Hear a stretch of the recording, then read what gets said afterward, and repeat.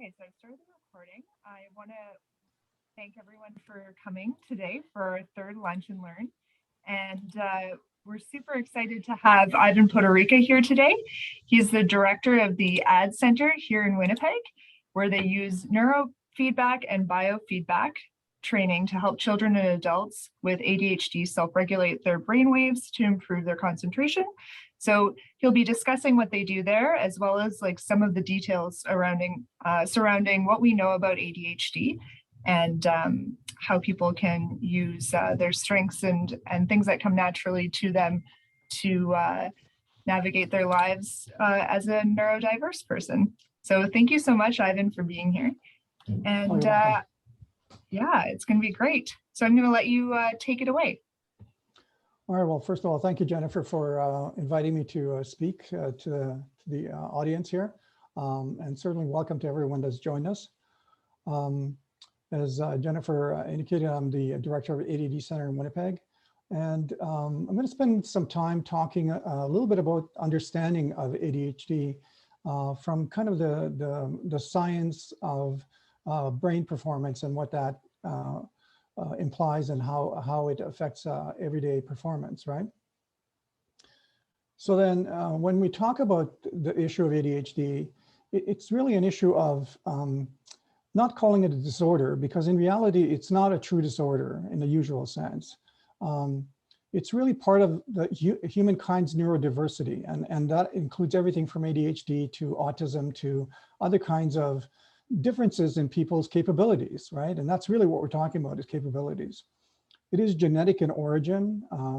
Approximately 5 to 6% of people in the world have this different way of regulating their attention. So it's just a function of the way the brain operates and controls itself. And so it's a subtle difference in the fine tuning of the brain. And it happens day and night. And that's the other part that very often gets missed in what's going on, is the person has Monday to Friday, 8 to 5, but then what happens Monday to Sunday in the evenings and all of that, right?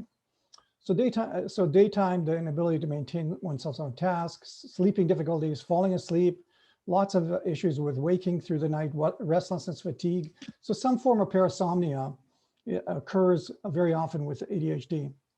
And I'll talk a little bit about how sleep is important to good brain functioning, but important to supporting people in functioning well with ADHD. And so then you end up with this constellation of behavioral traits and style of thinking that is the kind of the thing that people notice and of course talk about. So where does it come from? It is genetic by and large. There are some things where that person has to look into is if it's genetic, you look at your first degree relatives, mom and dad and grandma and grandpa, brothers and sisters, aunts and uncles. If they've got something in their makeup that is indicating problems, everything from alcohol, drug addictions, history of psychiatric disorders. And one of the things that needs to be understood is about 85% of the children with ADHD had some difficulty during pregnancy and birth. And this is something that University of Montreal, Montreal Sick Children's Hospital published in their findings, right? And then so a lot of times people think, well, you know, it's because I got a knock on my head. Maybe that's why I have ADHD. Well, 3 to 5% of people that have attentional problems have had some head injury, but it's a small minor component of it. So one of the other things that the neuroscientists and geneticists have come up with, and one of the spokespersons for that would be a gentleman by the name of Tom Hartman. And he and a number of other researchers have talked about the controversial kind of theory that says the ADHD brain is a hunter brain, and it was evolved that way in order to survive, because paying attention in a different time required different kinds of attentional abilities.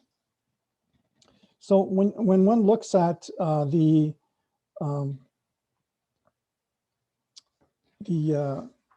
origins of it, the genes themselves were thought to be thought to have been coming to the human genome about 10,000 to 40,000 years ago. So it's a relatively new when it comes to the human genome. And so what the thinking is, it's an adaptive way of paying attention that had some significant benefits as a hunter-gatherer, because there was two things going on in that environment. One was something was trying to escape and run away so you couldn't catch it. And secondly, something was trying to sneak up and eat you. And you had to pay attention to every sound, every visual piece of information was critical and important. Well, you take that attentional style, you put it in a classroom of people that are shuffling papers, coughing, moving desks, pictures on the wall. Well, that student, and certainly even adults in work situations, they find themselves distracted by everything around them. And of course, distractions in their own mind as well.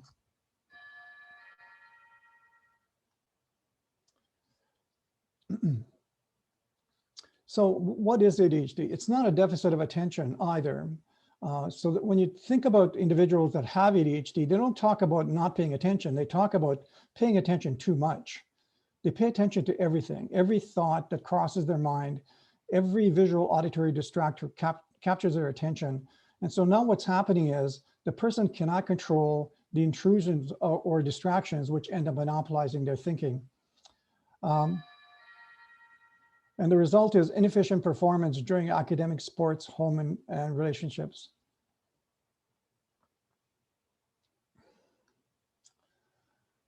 So the other component of ADHD is the H component, which is the hyperactivity component. And when people talk about that, they say, well, why can't this person be still?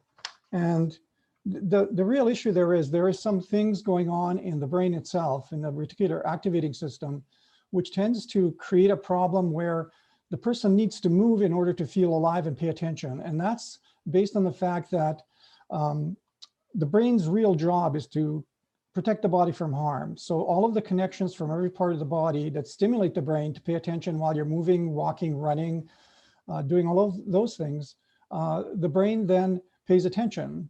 So a hyperactive person learns unconsciously to move, to be hyperactive. And when they're hyperactive, when they're moving, when they're doing something, whether it be fidgeting or doing something, almost any activity, they're paying attention better.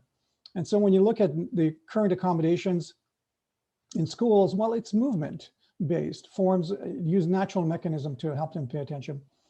And then certainly there are schools that have implemented pre-class exercise programs, movement breaks, breathing, mindfulness.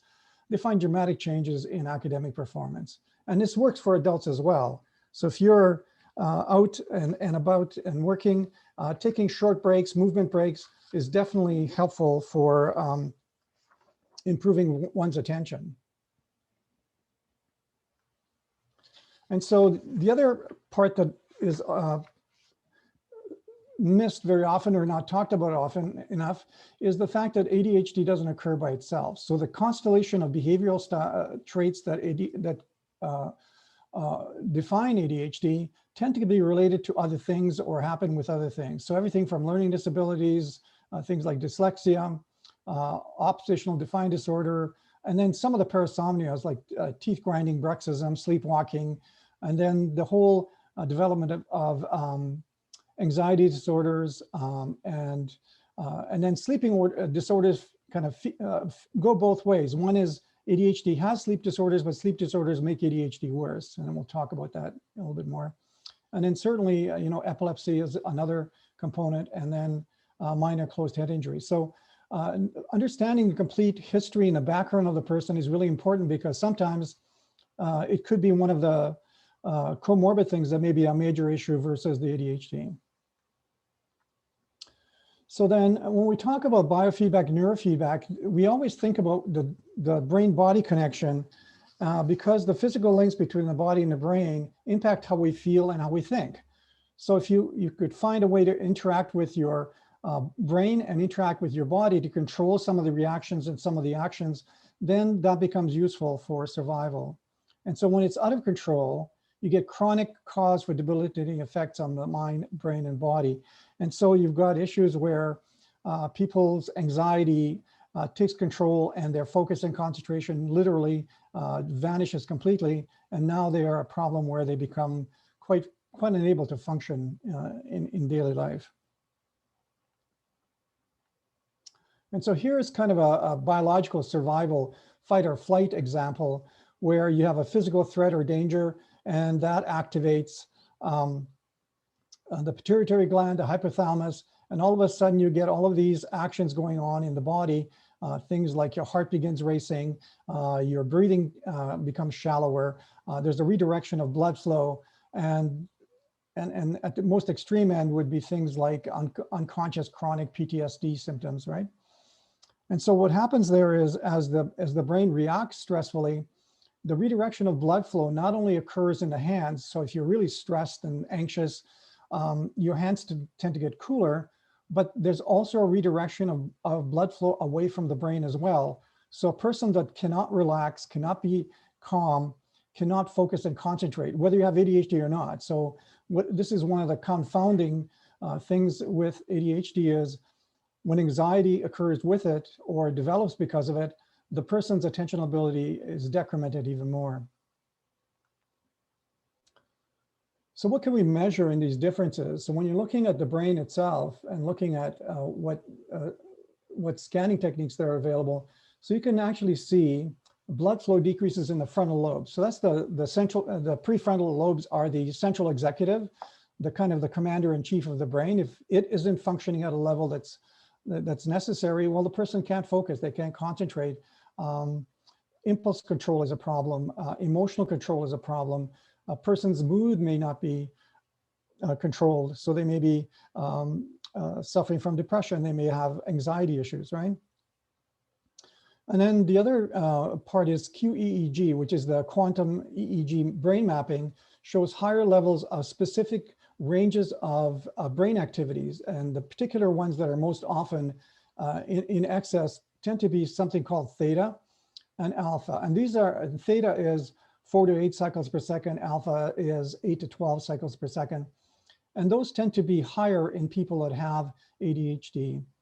And there are different, what are called phenotypes of ADHD. So there's a different profile of brain activity for one type of ADHD versus another type versus another type. So on top of having the kind of the behavioral categorization of inattentive type, hyperactive impulsive type, combined type, this allows us to actually measure the underlying brain performance that is represented by those behavioral categorizations and say, oh, well, this person is producing too much theta, and or they may be at the same time producing too little of the SMR or beta bands in the frontal lobes. And that's really telling us the performance of the brain.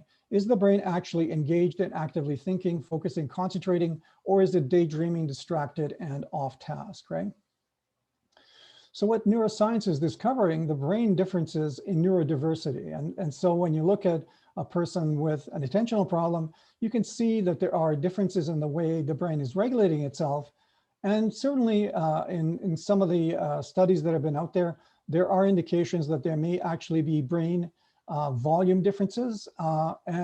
Although the specific effect that those differences have not really been quantified completely yet.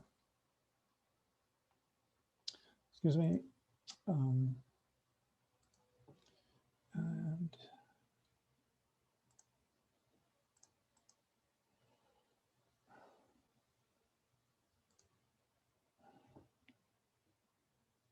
uh-oh.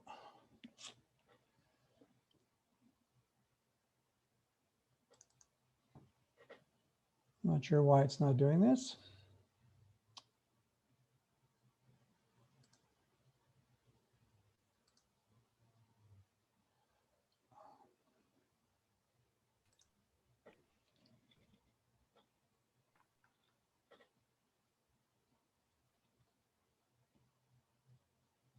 Okay.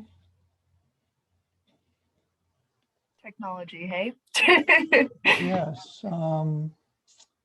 Not sure why I'm not seeing the other programs or the other shows right now. Okay. try sharing again. I wonder if it'll Okay. give you the option. Okay, here we go. I think I've got it. Awesome.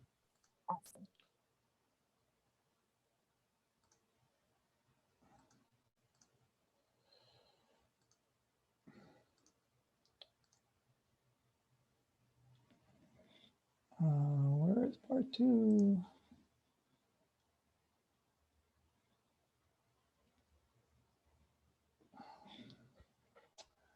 I shouldn't have done this. There it is. Show all windows. That would be a better idea, right? Okay, so then I'm going to quickly go through this section here, but talking about all of the problem areas in ADHD, one has to really say, well, ADHD has a lot of amazing strengths and talents. And when you think about those creative people in the world that are succeeding, very often one has to think about, their style of thinking. So out-of-box thinking, creativity, innovation, humor, and there's a whole list of things, including tenacity and resilience. And tenacity sometimes can be called stubbornness in ADHD people, but in fact, tenacious ADHD people are some of the most successful entrepreneurs in the world. And if you look at people like Sir Robert Branson or Elon Musk and others, well, how did they get there? Well, they're definitely driven.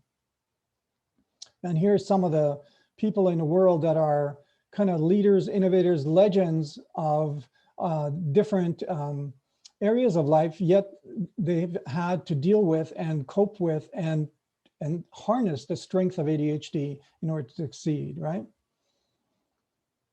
And then some of the positive attributes, of course, adventurous spirit. And there's, you look at that, everything from the people that left the old country, Europe, and came to North America. While they weren't the people that were they were the risk takers that came over. And there's intelligence as well. And statistically, ADHD has been found to have higher IQs, higher aptitudes in math, English, writing, sports, etc.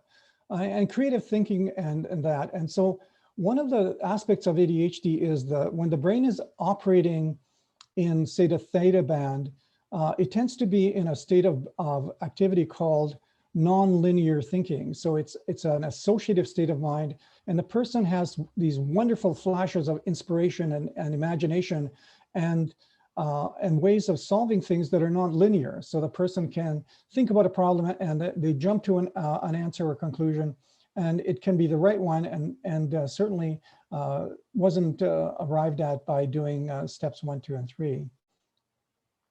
And so the other component, of course, is this hyper-focused ability that ADHD people have that can be used and harnessed when they're doing something they love to do and are finding engaging and interesting.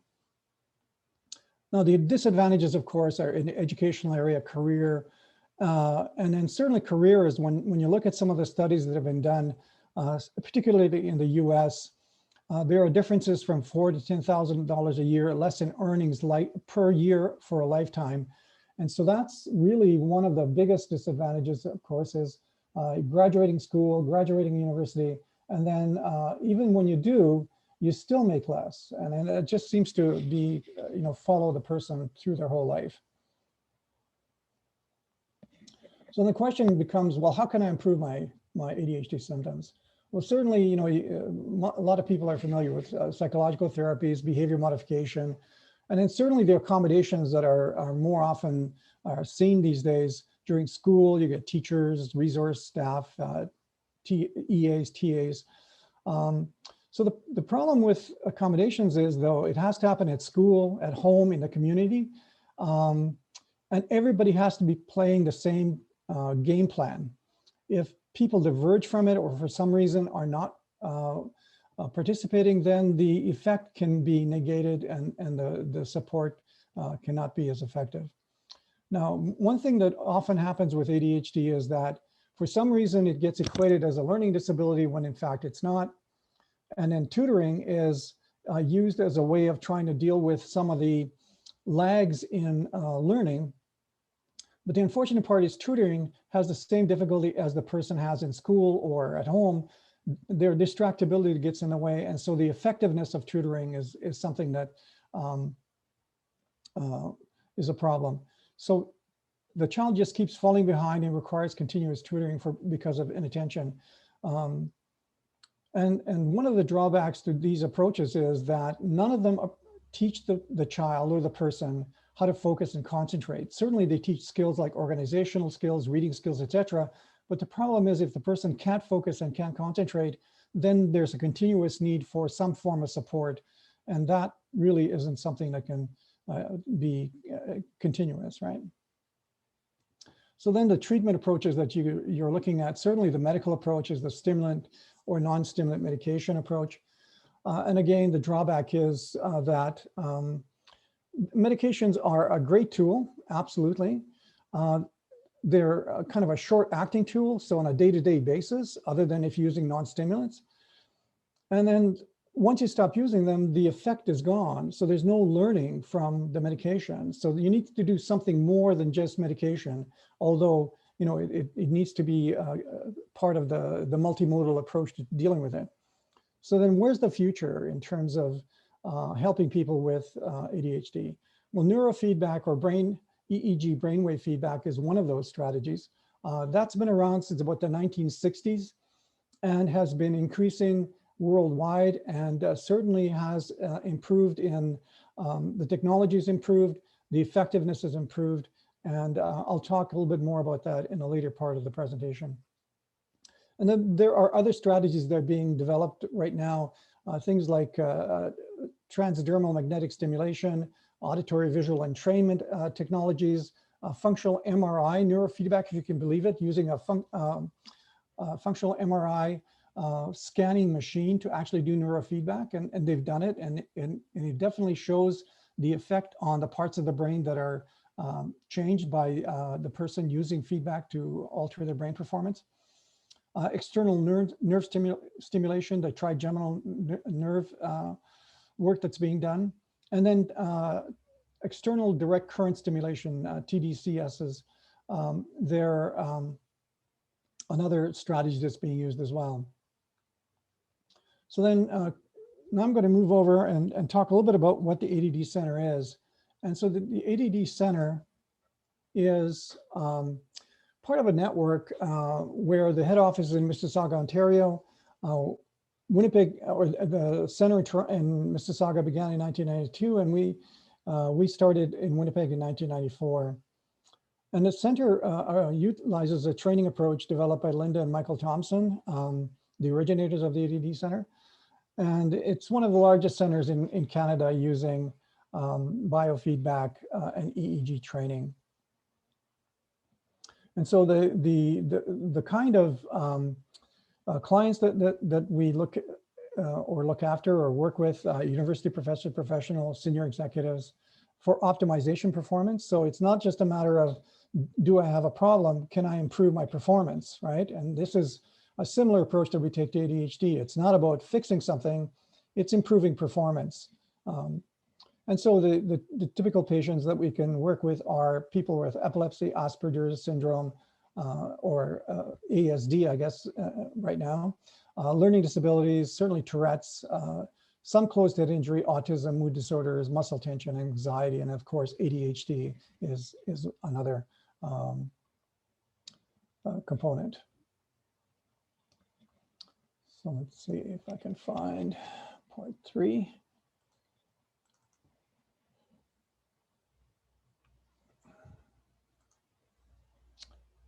Okay, so one of the things about the ADD Center is the motto that Michael Thompson came up with. And he was an avid sailor. And one of the things that the way he explained working with neurofeedback and biofeedback is, you can't change the wind, but you can adjust the sails. And so that's what neurofeedback and biofeedback is about. The wind's always going to blow. There's always going to be stress, anxiety, issues in life, but you can always learn how to adjust your sails to take advantage of some of that pressure and wind that's going on. So how can I improve my ADHD symptoms? Well, there's natural methods that have been shown to improve cognitive performance in everyday life. And this is something we emphasize with all of our clients, because if you're not doing all the natural things, then trying to do something like neurofeedback or biofeedback or medication or psychotherapy or anything like that really is not as effective. So one of the critical areas for ADHD is sleep. And so when you look at the issues and symptoms in sleep that sleep causes, mood swings, behavioral problems, reduced cognitive ability, health problems, social problems, and you look at the list of the actual symptoms, they sound a lot like ADHD. So sleep deprivation, and this is something that's been shown in studies where a number of studies have shown that a 1 hour decrease in sleep over a 2-week period produces a change in a person's cognitive skills that makes them perform like an ADHD person. So if you think about sleep as being critical to cognitive performance, well, a person that already has an attentional issue, sleep has to be a priority, because there's the biggest impact in terms of function, in terms of focus, concentration, et cetera, right? Learning disabilities, anxiety, et cetera.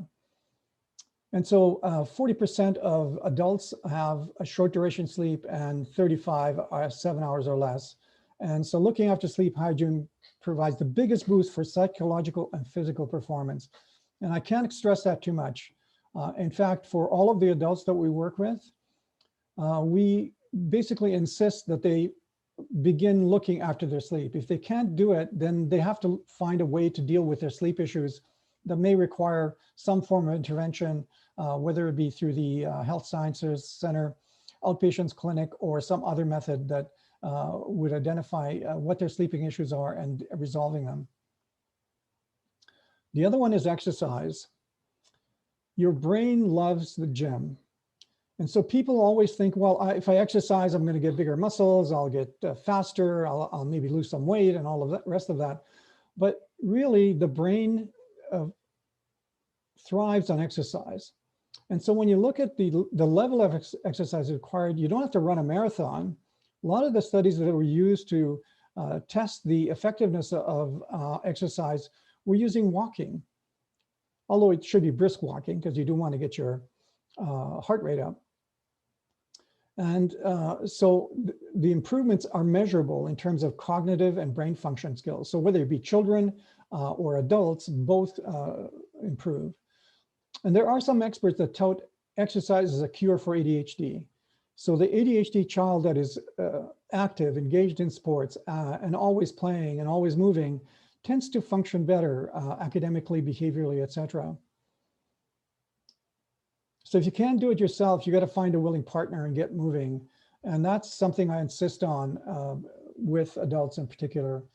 Children, certainly, most are quite active, but the ones that are not, we really try and get the parents to understand that it's a requirement to improve performance. So exercise improves cognitive functioning. So when you want to read about what it can do, a good book or a good source would be Spark by John J. Rady and Eric Hagerman. And Dr. Rady's opinion is, and he's a doctor, professor at Harvard, and he says exercise is a naturally an effective remedy for ADHD. It develops in the executive function of the brain, which is something that everybody talks about in ADHD, executive functions. Well, how do you make your executive function better? Well, you need to exercise. It controls impulsivity, it controls hyperactivity. It releases natural mood regulating chemicals that develop focus, attention, and sense of well-being. So I can't stress exercise enough. And certainly he asserts that daily exercise of 45 minutes to an hour, 6 days a week is kind of where you want to be if you want to maximize your performance. So you got to make it part of your quality of life, make it part of your routines and every day. The other thing that's coming out really all over the world is your brain loves nature. So whether it's children or adults, nature provides both physical and psychological benefits. Visiting natural settings such as parks, etc., has been shown to actually improve mental health. And this has been published in respected journals. And right now, in fact, you can get a prescription for it. So things like forest bathing is something you can find on the internet, and there's actually, you can get accredited as a forest bathing counselor, but it's a real thing, and it's been practiced in Japan. The practice of Shinrin-yoku, or forest bathing, reduces stress hormones, improves feeling of happiness, frees up creativity, and lower heart rate, blood pressure, boost the immune system, and accelerate recovery from illness. So if you think about just something simple, well, just get out into a park, get into a green space, and 20-minute walk will produce significant gains in children's performance on standardized tests of attention and concentration. And this is where some of the movement-based accommodations in schools, and some of the schools that implement exercise as part of their strategy for improving academic performance and behavior, well, that is the gains that you can get simply from having the children go out for a 20-minute walk, right? And being outdoors every day regulates circadian rhythm and improves mood and anxiety. So one of the things that we rely on is the resetting of our internal clock that's part of the circadian rhythm with bright light. And so if you're not up in the morning, if you don't get up at the same time of the day, and if you don't get the bright light, your circadian rhythm gets out of sync with the day-night rhythm. And then your energy levels are peaking at the wrong time of the day, so that you may not be peaking during school, maybe later in the day or in the evening, and just in time for not going to sleep, right? And certainly circadian rhythm can be a problem with mood and anxiety, so if it's not managed and controlled. And then of course, nutrition. Now, I'm not going to spend a lot of time on this, but the studies clearly indicate that diet can affect executive functioning. So your brain relies on good nutrition for good functioning. So, certainly healthier diets, fruits and vegetables, etc. And further, foods and diets low in glycemic index or glycemic load are associated with improved executive functioning. So again, people say, well, ADHD has a problem with executive functioning. Well, how do you support it? Well, one of the ways is feed it, exercise it, and sleep it, right? So one of the strategies that we use for helping people with anxiety in particular and getting relaxed and calm is something called heart rate variability training. And it's a way of synchronizing the body's rhythms. So it's based on abdominal breathing. The person's breathing is monitored, their heart rate is monitored. And what you can see is this wave here where the heart rate in kind of the red color is peaking at the same time as the breath is peaking. So as you breathe in, your heart rate increases. As you breathe out, heart rate decreases. And this is something called RSA, Rhythmic Synchronized Arrhythmia. And so what we can do is, through this process, access part of the nervous system called the autonomic nervous system through the vagal nerves. And the vagal nerves feed into the autonomic nervous system and produce a rebalancing of the sympathetic and parasympathetic nervous system, so that now the person is not ready to fight and to run for their life and is not ready for sleep, but they're balanced so that they are alert and awake and ready to function. And this is something we use with anyone to improve functioning, period, especially athletes for performance improvements, but anyone that has to deal with anxiety and sleep issues, this is a huge benefit here. And so the long-term improvements using abdominal breathing, and this is something you can find in the internet. There are apps that run on the phone, you can use it. So for controlling anxiety, improving focus, concentration, long-term, one of the biggest benefits is improving sleep by lowering the chronic stress and improving the functioning of the immune system. So you, literally, by doing this, you can improve how many colds and bouts of the flu you might get. And so when you think about breathing, you go, well, why breathing? Well, when you look at overbreathing and anxiety, they're so interrelated.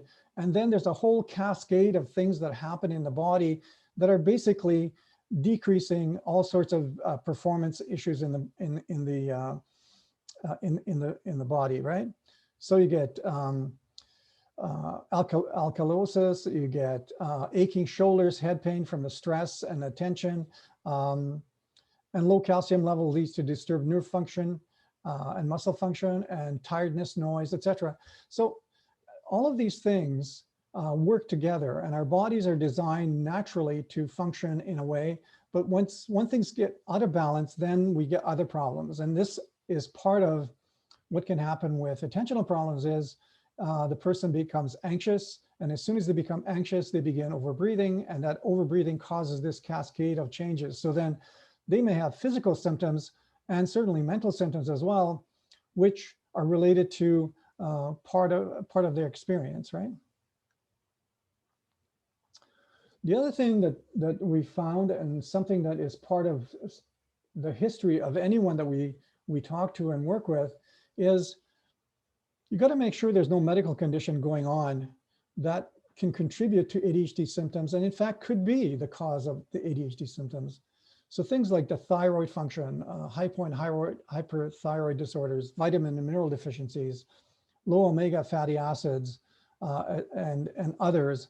So, and one of them that's really sneaky that we found in a number of our clients is there's undetected Lyme disease.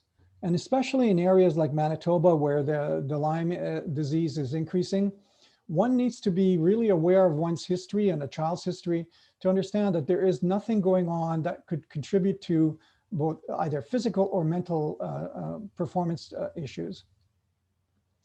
Another component that we find very often is children and adults report being very much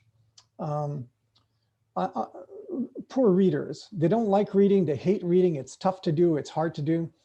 And then when we really talk about the details of what exactly it is about reading that's really hard, we find out that it's some of them, and this is about 1 in 25 children that we've seen, actually have eye problems that are mechanical. So things like eye tracking, eye teaming, eye focusing, those things are not, are something that develops through life, but for some people it doesn't quite get normalized, I guess. And the beauty of it is, once it's detected, it can be trained away. And so then a person that is having mechanical difficulties reading and avoids it, once you can resolve the eye tracking problems, then reading becomes easier. It becomes enjoyable because you can actually do it in a way that makes you feel good and you can comprehend it. So then where can you get advice? Well, I'm not going to go through this list, but you go on Amazon, there's 6,000 ADHD self-help books on Amazon. So everybody's got a story about how they were able to resolve their ADHD difficulties or work with them, etc. And of course, you can see some of the major people in there, like the Edward Halliwell and John Rady with Answers to Distraction or Driven to Distraction. And then Spark by Rady again. And there are other support books out there and certainly groups, etc. So then how can I improve my ADHD symptoms? And I think this is where I'm going to spend the last part of my presentation. So neuroscience, the science of studying the brain, has developed methods to take advantage of the brain's innate learning ability. Every time you learn, the brain changes. If you didn't change, you couldn't remember a thing. And that's the thing that the neuroplasticity is all about. Everything that the brain encounters, that it in some way notices, in some way handles, makes changes in the brain. So the technology provides a means to interact with the brain in real time, to stop distractions, to improve focus, improve concentration, and block the impulsive thoughts and acts that occur. So neurofeedback brain training is the process of how we do that. And of course, I've got my website there. So let's see if we can get up to the last part.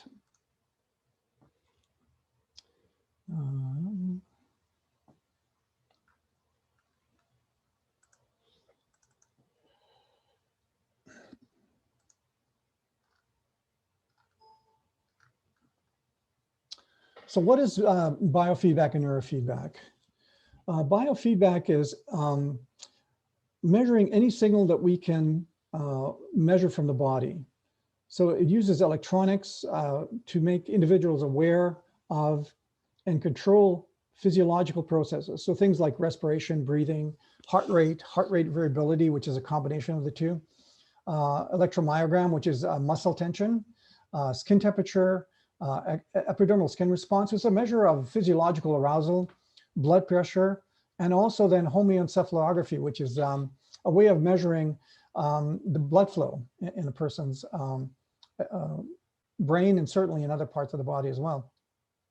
And the neurofeedback or EEG feedback is a kind of a specialized form of neurofeedback or biofeedback, but it uses the brain electrical activity or the electroencephalogram to help the person to normalize or optimize cognitive and affect processes. So then neurofeedback and biofeedback is kind of not treatment in the sense that treatment would be using medication or massage or some intervention by a provider. So it's treatment implies a passive patient receiving something therapeutic from an active practitioner. Well, training, biofeedback and neurofeedback involves training. It implies participation with the learning is interactive, guided by instructions and information in order to develop a skill. And the person that's working with the person is really a teacher and a coach. Neurofeedback, the person actually is the instructor in a lot of ways because they're interacting with the brain. And every time the brain changes some activity, the person can see it and they can relate it to the activity in their brain. And by changing their thinking, they can change the activity of the brain and immediately see the change that they've enacted. And of course, with the right kind of direction, you can learn, and certainly the brain can learn how to focus and concentrate. So the training process, so the brain training is akin to physical training for the body. Physical training challenges the muscles to respond by getting stronger and bigger. The brain responds to a learning challenge by creating new connections and making other connections stronger in those networks that support the skill being learned. And that's really important to understand is everything we do creates new connections. Neurofeedback and biofeedback, neurofeedback in particular, creates a number of actions in the brain in response to challenges. So things like neurogenesis, which is the creation of new connections, strengthening of connections, and certainly in some instances, actually the activation of nascent stem cells turning into neurons in the right parts of the brain, in particular the hippocampus area of the brain. So the neurofeedback brain training takes advantage of the brain's innate learning skill, which is typically operant conditioning, and the learning relies on practice and repetition.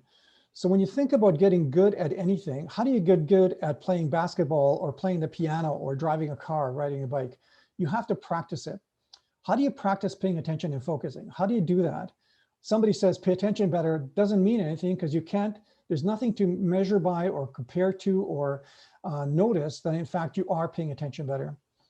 So EEG feedback connects one intentional mental effort. So when you really decide that you want to focus and regulate your brain and you can see it, then you can actually learn from it. So the responses are provided as video and audio feedback, providing reinforcement.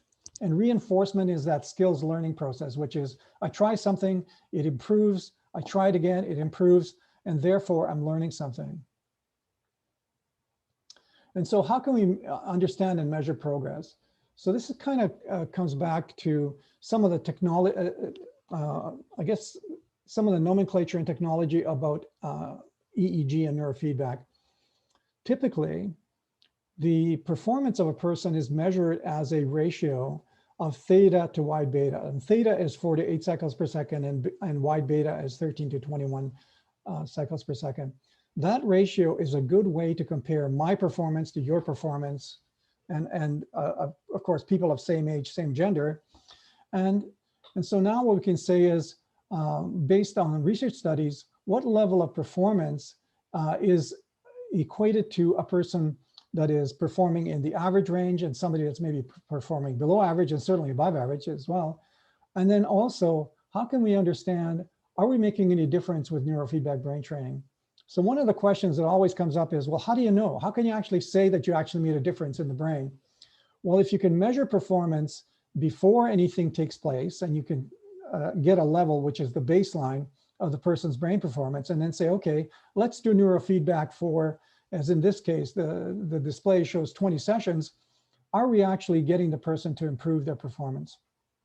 And what you can see on the screen is two graphs that are kind of look very much with a certain amount of variability, but the general trend is that the person is improving and improving towards the target of improving their brain performance by a minimum of 25%.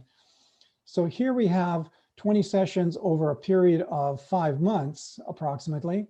And the person went from baseline to performing at a level where they've achieved better focus, better concentration, and certainly in everyday life, not just being measured while they're doing some training session, but they can tell exactly when they're focused by equating their sense and feeling of focus and concentration to the results that they were seeing on the computer and saying, when I do this, I'm focused, and this is the feeling and sense I have of it.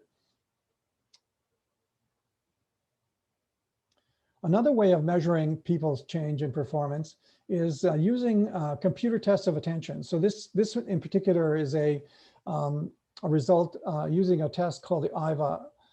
It's a continuous performance test, and it's a test, a challenge test of auditory visual attention.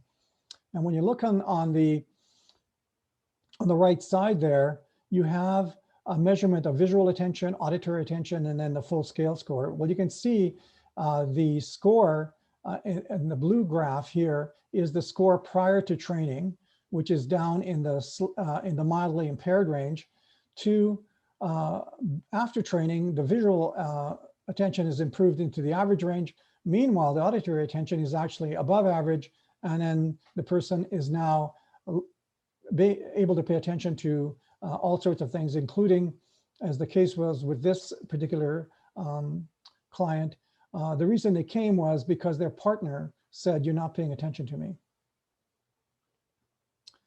So what are the outcomes of neurofeedback brain training for adults? At the completion of training, ADHD symptoms are controlled. Most adults can complete the training in 20 sessions. Children take a little bit longer, and 40 sessions is typically the level of training required. And of course, there are some issues with the length of training based on the difficulties the person is having. So ADHD is about 40 sessions. Then we've got people with ASD on the spectrum somewhere. They can take longer because simply there is more to do, more fine tuning, so to speak, to be done. The other benefit, of course, is that very few need to continue with medication, because the process that neurofeedback enacts means that the brain now is producing the right level of neurotransmitters and has the right connections to focus and concentrate without the need for the artificial stimulation of neurotransmitters using a chemical or a drug. So we get work performance improvements, academic improvements, social skill improvements, and in sports and music improvements. And as far as we know, based on tracking people for at least 2 years after our training program finishes, the training lasts a lifetime. So it's not, it's a solution that is beneficial for the long term. So then summary and questions. So genetic predisposition, not a true disorder. That's really something we want people to understand. For the most part, 70% of people that are identified as children will have it in adulthood in some form or another. Medication is not a cure. It needs a multimodal approach, and I talked about all the natural things. Neurofeedback, biofeedback is a natural thing with some technology inserted. And then, of course, success is possible, and that's really the message. Well, I'm done. I think I'm a little bit over time, so I can open it up to questions now.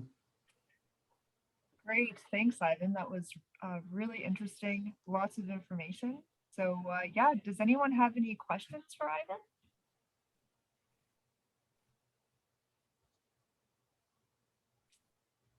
Amy says, wow, thank you. Yeah, this was really great. I know I have a question.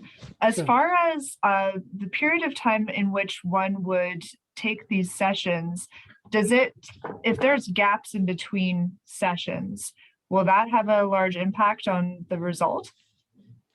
Well, depending on where the person is in their training, if the person cannot complete at least 20 sessions in, say, a relatively continuous period of time, then we suggest that they start when and begin the process when they can commit themselves to it.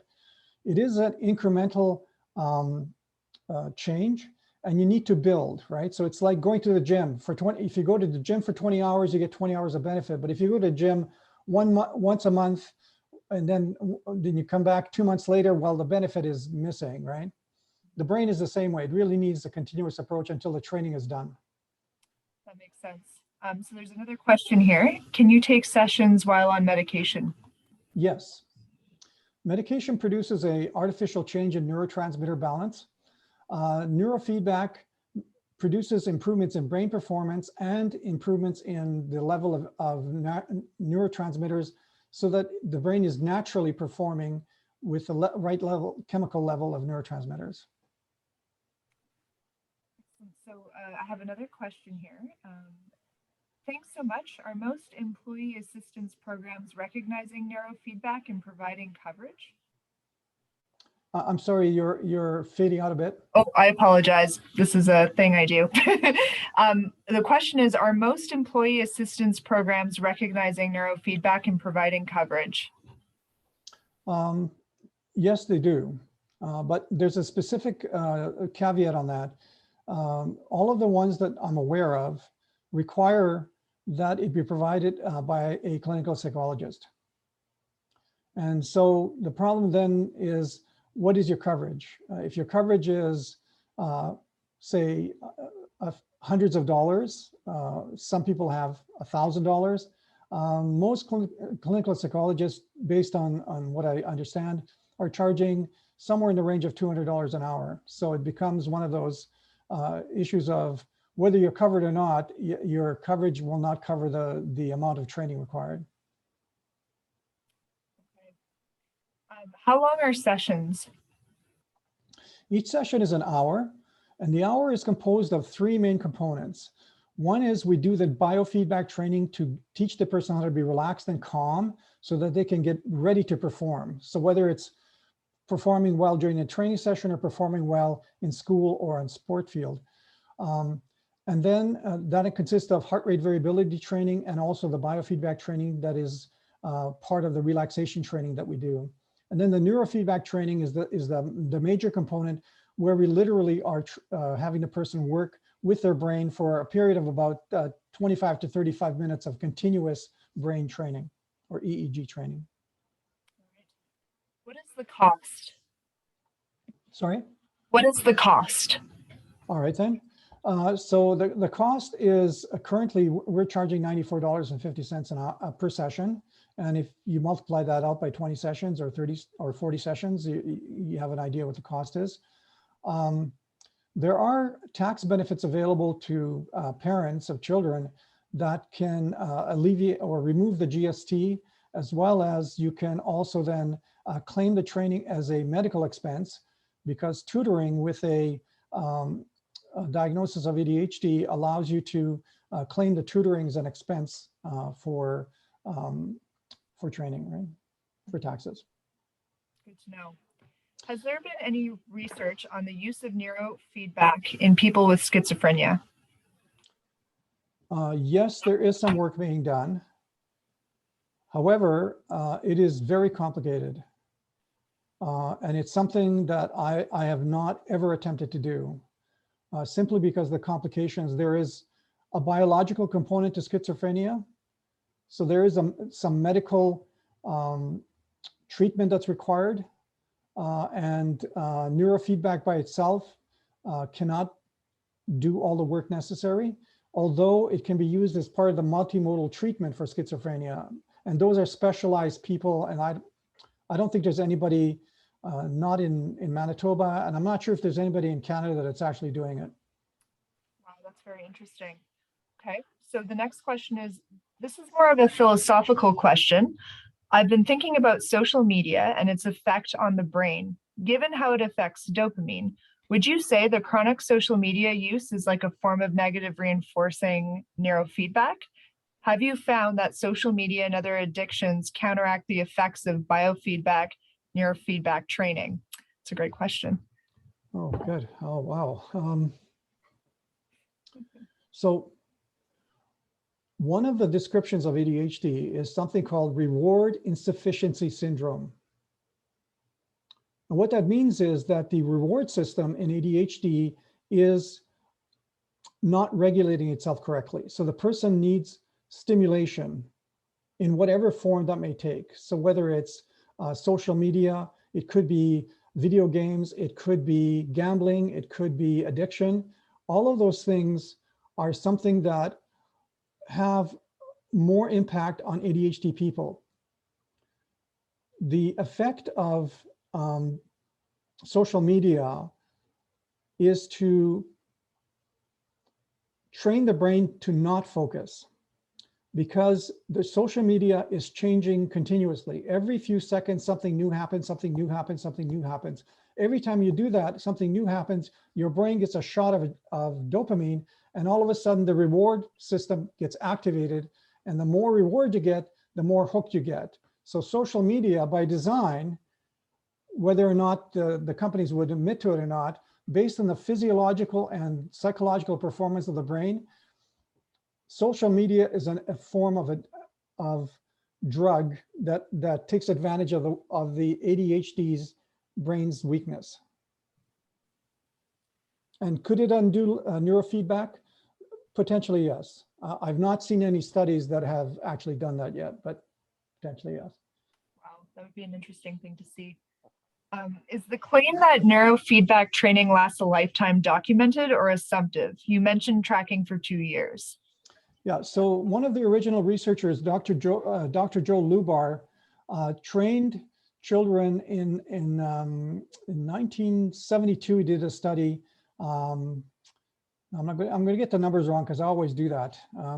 But there was about 250 children that were trained, and they were trained for 40 training sessions using the theta beta feedback strategy. They were followed for 10 years, 10 years, right? 75% of the people that were tested at the end of the 10 years had all the benefits that they had at the end of training. So that in fact, they were focusing, concentrating, all of their kind of life performance issues were there. There was a group of 25% where it seemed as though there was some issues with number one. As I mentioned earlier, some people need more training because of the various conditions that may be comorbid with ADHD. And then certainly other things can affect the brain, things like depression. Depression physically changes the brain. So if a person does neurofeedback and then they get depression later, the neurofeedback may be negated by the depression, depending how severe it is. And then certainly other kind of mental health disorders may come up, and then neurofeedback or the effects of neurofeedback may be negated. So I have another question, try to fit this in. I think this will have to be the last one. Is the work you do during a session too much for a child to do after school? Is there a better time that makes the sessions more beneficial? It depends on the child. It is difficult because you're challenging the brain to perform for an hour. With younger children, we shorten the length of each training screen. So we run, let's say, 6 or 7 screens during the course of 25 minutes. But for a child, it might be 2 minutes. For an adult, it may be 6 minutes at a stretch. We do offer training on the weekends so that we can train on Saturday. Young children, say, below the age of 5, typically we prefer to train either in the morning or in the afternoon or on a Saturday morning or afternoon. And it's for the very fact that after a full day of school, they've burnt every ounce of mental energy they have. And it's something with ADHD children that parents experience is this. To really focus and concentrate as well as they are in school, that child is working 3 times harder than any other child. By the time they get home at 4:30 or 3:30 or whenever, they've used every ounce of mental energy they have, and literally they can't do any more, right? Right? And then they have those breakdowns and meltdowns and other kinds of things going on because the brain simply is too fatigued to control itself. Yeah, that makes sense. Well, that's great. Well, I think that wraps it up. Thank you so much, Ivan, for speaking with me today and for this presentation. It's been really, really interesting and insightful into what you do and just giving us a little bit more information and just understanding ADHD and neurodiversity. So thank you. And thanks everyone who's attended. And tomorrow is our last Lunch and Learn, and it's going to be, our guest is David Kuden. He's a psychologist, a school psychologist with the Seven Oaks School Division. And so he'll be talking about various issues about navigating the system of the school if you have a neurodiverse child, and hopefully demystifying some of the various systems and issues that might come up for parents and families. So that's going to be really interesting, and that's at noon again. So thank you again, and enjoy the rest of your day, everyone. Okay, you're welcome. Thank you for attending. Simon. Have a great day. Bye. Bye-bye now.